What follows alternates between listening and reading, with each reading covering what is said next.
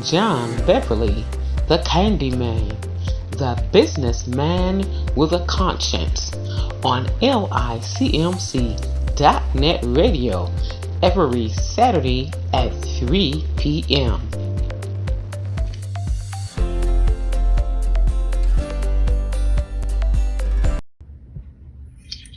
Hello, everyone. This is John Beverly, the businessman with a conscience, coming to you today with some more thoughts and ideas, and hopefully something that I say can help someone.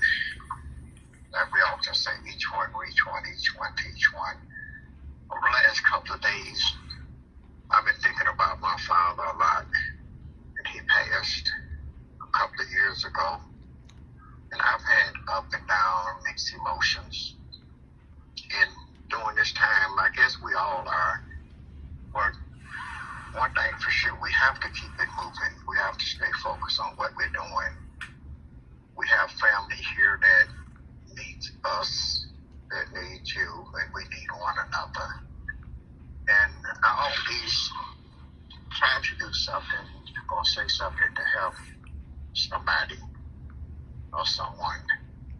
And like we say here at the village, each one reach one, each one teach one. One brick, one building, one block at a time.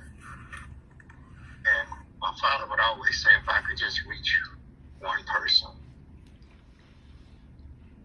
Sometimes you want to reach the world or a whole lot of people, but sometimes if you could just reach one person. And thinking and trying to reach and just want to be helpful, because I often think about how we often just focus on ourselves, but it's okay to focus. There's nothing wrong with that, because charity begins at home and then spreads abroad. And that's something I think we need to really focus on, because a lot of times we find ourselves trying to help someone else and leave home not taken care of. So make sure that you take care of home. Make sure that your loved ones is taken care of.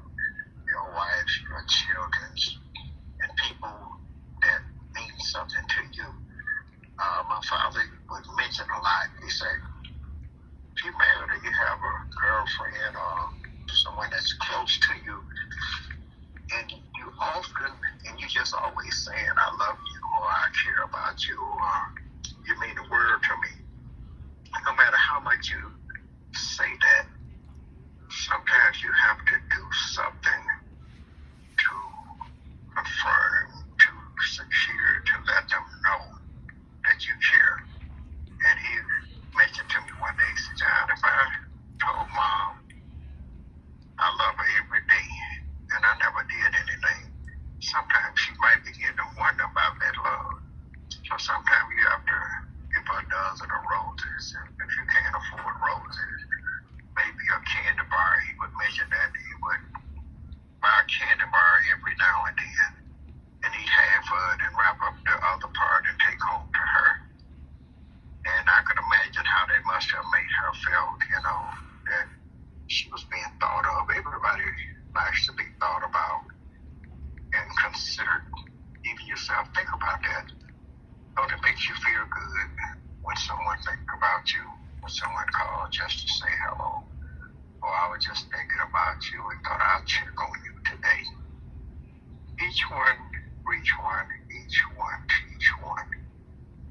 I had a friend of mine come over the other day, and he was kind of going through some things on his job, and he began to ask me questions, and he was trying to help his workers, but then again, it got to the point that looked like the more he tried to help the people, his friends, the more they was trying to hurt him. And he asked me, what do you do in a situation like that? I said, after you have done all you can to help that person, and especially if it's on a job, there comes a time that when you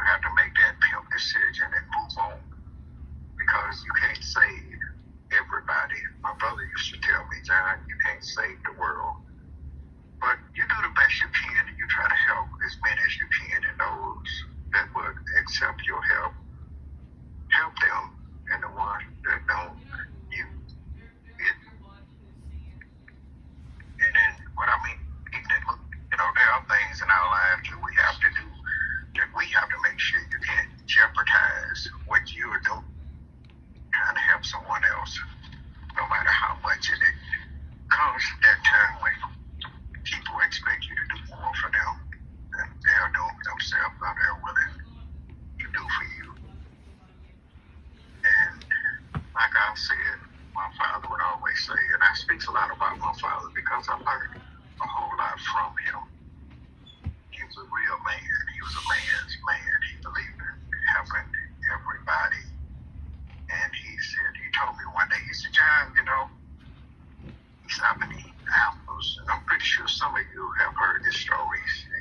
He says he's been eating apples all his life, but he never planted an apple tree. And someone mentioned about an old man. They told the story about the old man. Say that he was planting an apple tree, and the kids asked, so why are you planting the apple tree? You do know you will be dead and gone by the time that tree come up. He said, yeah, I know. He said, but I've been eating them all my life. He said, so somebody had to plant them. So I want to plant today to make sure that somebody can enjoy tomorrow. And that was something to think about. Sometimes we think about it, we can't get something right now. They don't worry about tomorrow. They don't worry about other things or how things that they do might affect someone else. But we just keep reaching and keep teaching. We do the best we can. Like I told my nephew, you just do the best you can, and after you get to the point that you can't go any further, most important, you do your job. Because you get paid to do a job. If you don't do your job, you can't afford to allow someone that you're trying to help to throw you under the bus. Sometimes you just have to, when they give us Kenny Rogers on the song, know when to hold and when to fold, when to walk and when to run. But there comes a time in your life when you just have to throw the hand in. Sometimes you can walk away from it. Sometimes you just have to run. And when those times come, you just have to know what time it is and when to do what you need to do. But in the meantime, we focus on lifting each other up, mending and sowing seeds. Because I've been blessed all my life. I've been through a whole lot of changes. My father would always tell me, John, he say, you can't do that. You can't keep doing that. But look like I just felt in my spirit that I couldn't afford to not to do what I was doing. I couldn't afford to not to reach to someone or reach out to someone, especially when you know that you can help someone. Sometimes people don't want your help. They may not need it, but let them tell you that they don't need it. If you see where you might be able to help someone, you do the best you can. Even with your children, you tell them the right thing. And there was a time in my life when I was a kid, and we learn from our mistakes. I knew just as sure as I went to bed at night and got up the next day, that sometime throughout that day, the time I got up and the time I went to bed, that I was going to get a whooping. And for the life of me, being kids, you just do things. You don't think about them, you just do them. You see something you want, sometimes you don't think about it, you just take it and do it. But I had began to accept the fact that if I went to bed tonight and got up tomorrow, somewhere between the time I got up and the time I went to bed the next day night, that I was going to get at least one whooping. If I didn't get two or three. But then I found out, my mom told me one day, she said, why do you keep doing that? And we have to be careful what we tell our children and what we tell people. Because they used to tell my brother and I, ooh, y'all so bad. Y'all some terrible children. Ooh, you're always getting into something. And so when they ask us, say, why do you do that? You know you're going to get a whooping. And we look them square in the eye and say, because we so bad. learned from that my mother told us that they stopped telling us that we were so bad. They began to speak positive things, positive, start doing positive things, showing the results are positive, and began to share with us that it wasn't that just as sure as we went to bed that we was going to get a whooping the next day. It was because of the decisions that we was making. We were making the wrong decisions. We didn't think about what we was doing. We just did it. So, and that one of the reasons what brought about my title, John Beverly, the Businessman with a Conscience. I began to think about the things I do, the things I say, and how it might affect somebody. If I said something and it would hurt somebody, you wouldn't want anybody to say something that would hurt your feelings, so why would you say something that hurt theirs? So I began to think about the things that I was doing, and just as sure as I started thinking about those things and start making better decisions, I began to get better consequences throughout the day. I began to get less whoopings. It even got to the point where some days I didn't get no whoopings. And not really thinking about it after a period of time, because you kind of program yourself to doing things, and you just get so used to doing it that it just comes natural. And so once I started learning how to make the right decisions, and I adopted that, it began even in life. Person actually say, sometimes you have a problem and you try to figure out how to solve that problem. And he said, well, you solve the problem the same way you eat an elephant. I'm like, eat an elephant? But it was just a figure of speech. And you just can't eat an elephant at one time. You have to take one bite at a time. So that let me know that it's like taking a hunk of ice in a ice pick and begin to chip at it. And before you know it, that big problem becomes a smaller problem. It's not as big as it was. So you work on it a little bit at a time. Work on things a little bit at a time.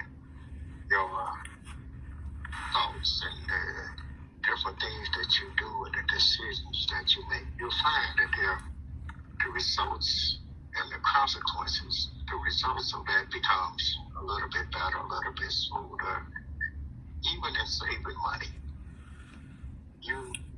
if you make your money, and if you don't do the right thing, if you don't pay a light bill, a gas bill, the phone bill, or the mortgage, sooner or later you get put out of the house, your gas get turned off, the phones get turned off. But even if, in some cases, if you're not making enough money, sometimes you can make a phone call and make arrangements and pay on a bill until you can get a good toehold and begin to do a little bit better with things. I'm just hoping that something that I say will benefit somebody somewhere, somehow.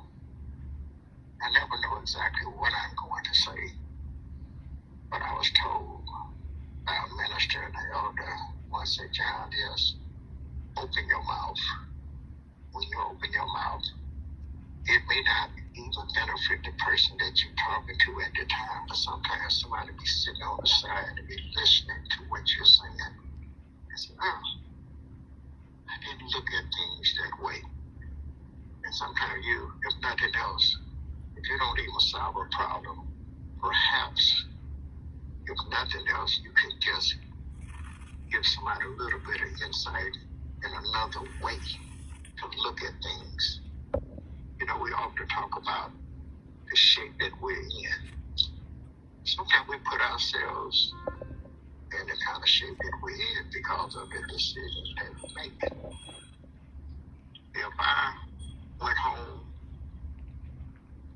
or you went home to your wife, your children, your family, your significant one, with an attitude, what do you think you would get back? went home with love and kindness and speaking and hello, how y'all doing today? How was your day? Even if your day was bad, sometimes you say, well, it was pretty good. And just to be concerned about their day, sometimes it makes them feel good and would want to do whatever they could do to help lighten that load. Maybe you done kind of been through a little hassle. The last thing you need to do is go home to someone with an attitude, or maybe the person at home that had a rough day. The last thing they need is for you to come home with an attitude. So most important, let's get in the habit of treating people the way we want to be treated, and I often tell people, it makes you feel good to smile. It takes less out of you to smile than to do a frown. And laughter almost as good as medicine, because sometimes you could be at your lowest moment and somebody can get you to laugh about something. And once you start laughing about it and things begin to take another turn, and your spirits begin to pick up and you begin to get uplifted and somebody crack a little joke and laugh at it, you don't feel the same way as you did at first. So on that note, I just hope that I said something that someone could use. It would help someone, be a blessing to them. And remember, help someone. If your neighbor, maybe they can't share with the snow, if you're in the shape, then help them. And if it's no more than rolling out the garbage, do whatever you can to do to help somebody. And even with our little kids, be careful with the things that we say to them. Teach them how to be kind to one another. And I mean more so than just the kids. Us grown-ups sometimes need to learn, even, because sometimes we get up in age and we start getting all grouchy, but we don't just have to be like that. A kind word, sometimes just saying hello. Sometimes just ask somebody, how was your day? It makes them feel good that somebody is concerned. But remember, John Beverly, the businessman with a conscience. Enjoy your day and be blessed. Thank you for listening.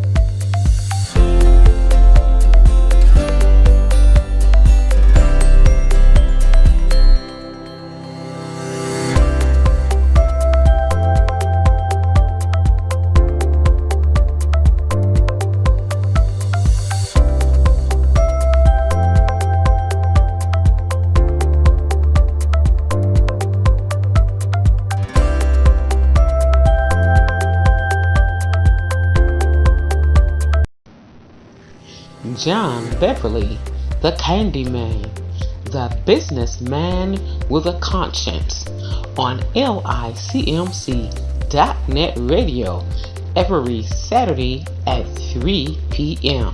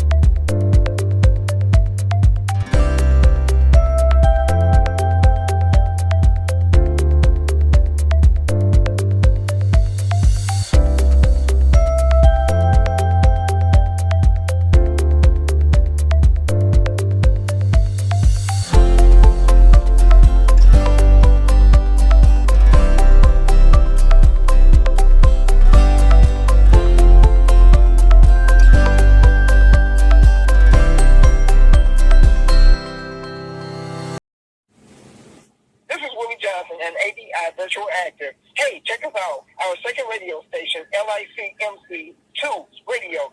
This is Willie Johnson. Looking forward to you listening to us. Yeah. Thank you for listening to LICMC.net radio. Now listen to LICMC Radio 2. We have LICMC.net and LICMC Radio 2. You can access both by going to ldwcenterprise.weebly.com/radio.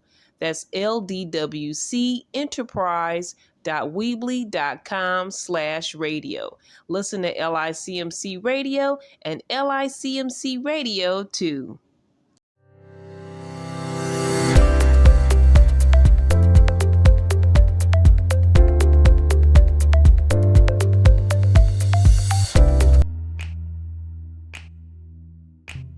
If you'd like to get that project called Solo to help support us, all you have to do is Cash App us again at IWASH80. That's IWASH80.